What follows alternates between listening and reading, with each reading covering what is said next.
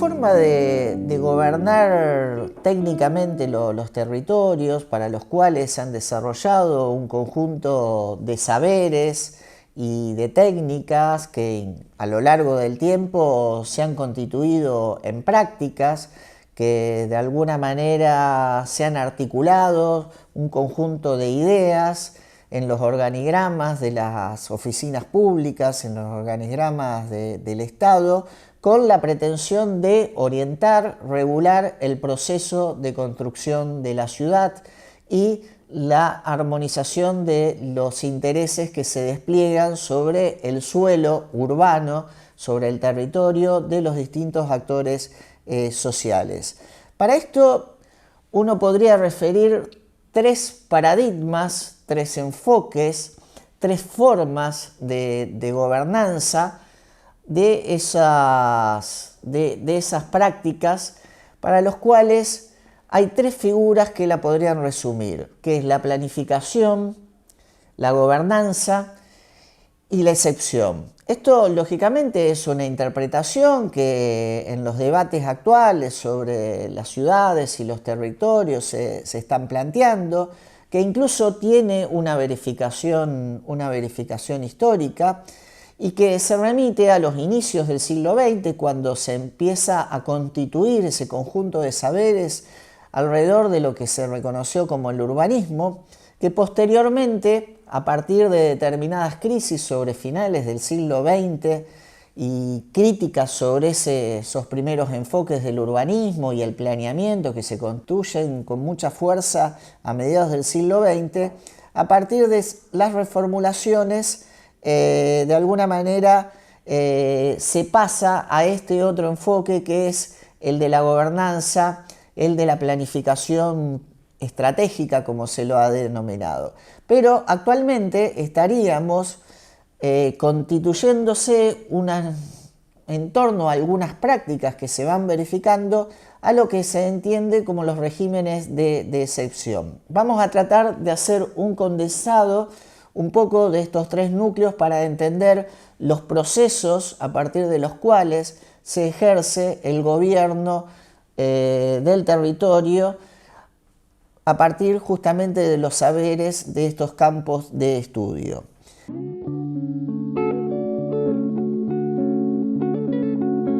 La planificación, como decíamos, y es la más conocida porque de alguna manera se sigue identificando como tal y con esa denominación, que cobra fuerza en esos inicios del siglo XX, como decía, pero principalmente con un núcleo muy potente en los años 30 en Estados Unidos, pero que de alguna manera en los años 50 hay un reconocimiento alrededor de la cual se establecen un conjunto de técnicas que es las propias de las regulaciones normativas, principalmente la generación de planes ordenadores, y que están basados en un conjunto de herramientas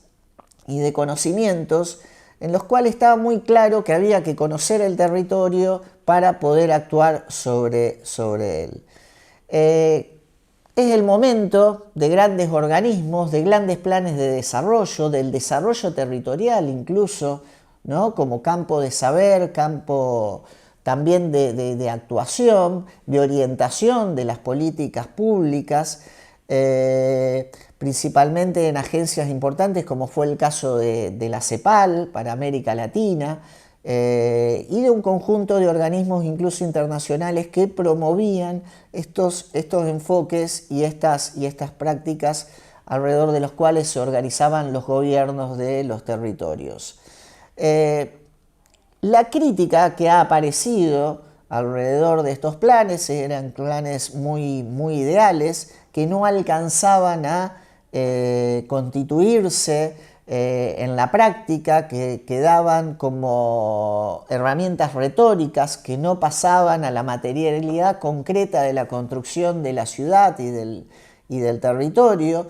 De alguna manera también hay una crítica sobre una cierta tecnocracia, dado que los técnicos tenían el protagonismo en ese proceso. Esto alrededor de la década de los años 60 en el siglo XX, en el siglo anterior, se fue planteando esa crítica, a partir de lo cual se empieza a abrirse a un conjunto de herramientas, principalmente basado en lo participativo, en donde el énfasis va a estar más puesto en el proceso de construcción del plan más que en el resultado del plan en sí. Por eso Carlos de Matos, que ha teorizado bastante sobre esto, que tiene un trabajo de referencia, como es el caso de este paper que hace alusión a ese paso de la planificación a la gobernanza,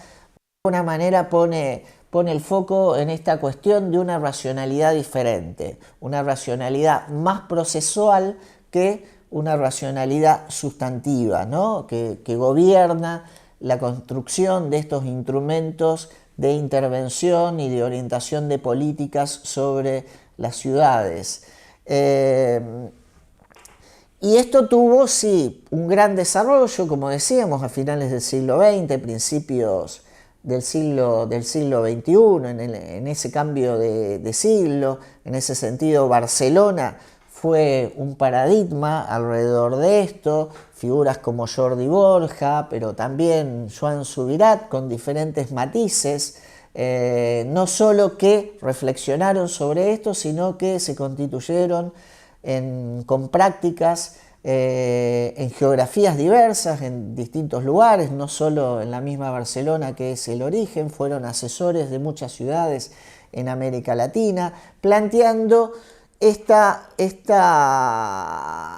racionalidad diferente, procesual, participativa, en donde había que definir alrededor de algunos proyectos estratégicos definidos con un consenso a partir de la participación y del intercambio entre los distintos actores sociales. La crítica que devino alrededor de este enfoque, a partir lógicamente también de las prácticas que se fueron desplegando y los efectos y resultados que se han ido evaluando, es que esos proyectos estratégicos no tuvieron la suficiente fuerza como para proyectar en la totalidad del territorio los efectos transformadores. Lo que se pensaba que era un núcleo inicial de una gran transformación, y por eso la confluencia de energías y el consenso alrededor de esos proyectos estratégicos iban de alguna manera a dar una transformación para la totalidad del territorio, o por lo menos para un sector bastante extendido del mismo. Esto es lo que se ha verificado, que de alguna manera esos efectos no han tenido el alcance que se habían postulado en su momento, y también la evaluación de esa misma procesualidad del plan, ¿no? En el sentido de que se detectan asimetrías en esos procesos participativos. No todos los actores tienen la misma capacidad de incidir, no todos los mismos actores tienen la misma voz dentro de esa mesa participativa. Entonces, un poco estas herramientas también padecieron ciertos desgastes en sus prácticas y en sus implementaciones, con lo cual se termina abriendo un nuevo panorama. Y aquí sí entramos un poco a ese panorama más difuso aún, que está en curso, pero que ya se empiezan a detectar algunas características alrededor del mismo.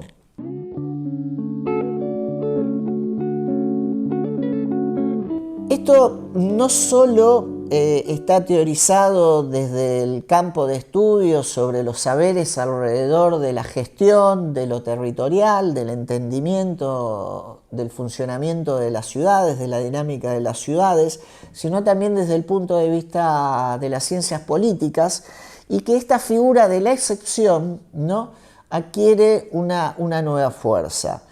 En este sentido, hay un trabajo también bastante ilustrativo, que es el de Carlos Wagner, un urbanista de Brasil, que analizó las intervenciones en el caso de las ciudades de Brasil a partir de la organización de los eventos internacionales como fueron el Mundial de Fútbol y las Olimpiadas. Esto estamos hablando año 2014-2016. De alguna manera esta figura de la excepcionalidad, ¿no?, que se generan condiciones excepcionales a partir de las cuales incluso se suspende las herramientas corrientes, regulares, las normativas en cursos que de alguna manera orientan y administran el proceso de construcción de la ciudad, porque se requiere la implementación de acciones concretas, inmediatas, directas, en pos de un programa particular. En este caso lo eran los eventos internacionales deportivos, pero que en otras ciudades pueden ser otros, pueden ser incluso una situación como una catástrofe. Aquí también tenemos todo lo que se ha teorizado alrededor de la doctrina del shock, ¿no? El caso de socióloga canadiense Naomi Klein, lo que de alguna manera un evento, una situación, circunstancias en particular definen condiciones excepcionales para los cuales se suspenden las herramientas, las normativas regulares, incluso las formas de gobierno corrientes en pos de ese objetivo. Esto incluso es lo que se está detectando a partir de los cuales en el campo del urbanismo siempre ha habido un marco de excepcionalidad, la complejidad muchas veces de las normativas urbanas implicaban un margen de interpretación, ¿no?, que debía ser resuelto por la figura de la excepcionalidad, pero aquí estamos hablando de otra cosa. Todo de alguna manera se empieza a tornar excepcional, o como lo diría el teórico político George Agamben, la excepcionalidad se ha vuelto la norma, digamos, ¿no? Y no solo para cuestiones puntuales, como a lo largo de toda la historia del urbanismo, como decíamos, casos particulares, resoluciones particulares dentro de una parcela que tenían cierta excepcionalidad, sino que la misma gestión de la ciudad se ha tornado en carácter de excepción. Esto tiene impactos diversos, dado que esos procesos de planificación, si se quiere más lentos, más reflexionados, incluso se podría decir más participados, ¿no?, como el caso de la etapa de la gobernanza, como lo describe Carlos de Matos, de alguna manera asientan las intervenciones no sobre un conocimiento, sino justificadas, legitimadas en la urgencia. Hemos encontrado, y de hecho en nuestros contextos lo hemos tenido, por lo que fuera un acontecimiento global como pudo ser la pandemia, lo que es una crisis económica, que cada vez incluso son más recurrentes y más normales, y no excepcionales, y no crisis, sino que se empiezan a tornar sistémicas, lo que hace que la acción se legitime por sí misma. O incluso lo podemos analizar en términos territoriales. Lo que de alguna manera eran condiciones excepcionales para una parte excepcional de la ciudad, como podría ser la recuperación de un puerto, ¿no?, o un espacio que cambiaba de uso, se están extendiendo a lo largo de toda la ciudad. El caso de Puerto Madero fue emblemático,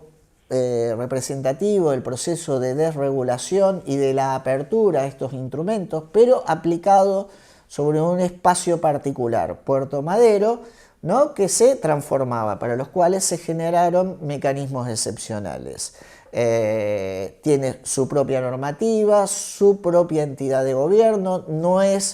son las leyes que regulan, y no solo urbanísticamente, sino la funcionalidad, la seguridad es distinta en estos lugares. Esto ha favorecido la creación de enclaves. Ahora bien,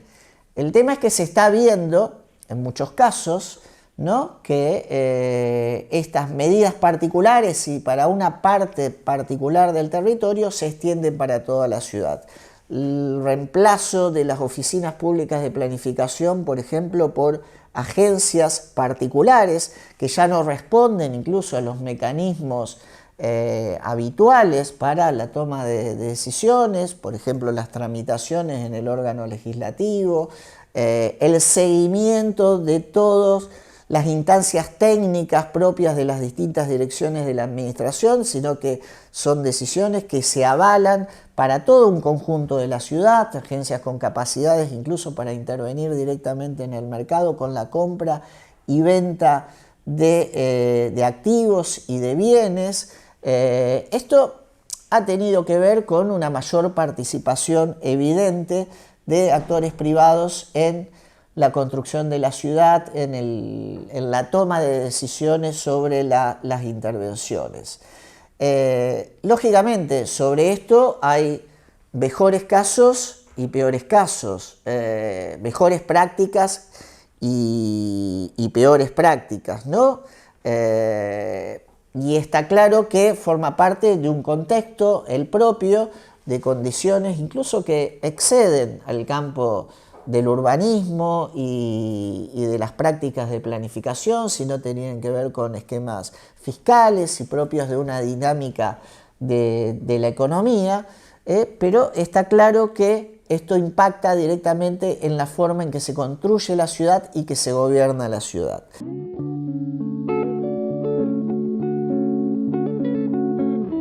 Ahora, hay un aspecto clave alrededor de esto, ¿no? Porque la acción pareciera que se legitima sobre sí misma, se desmerece el trabajo de, por ejemplo, que tenía en el caso del planeamiento, instrumentos como los dossiers, los expedientes, los diagnósticos, y las decisiones se están tomando muchas veces sobre lo desconocido. En muchos casos vemos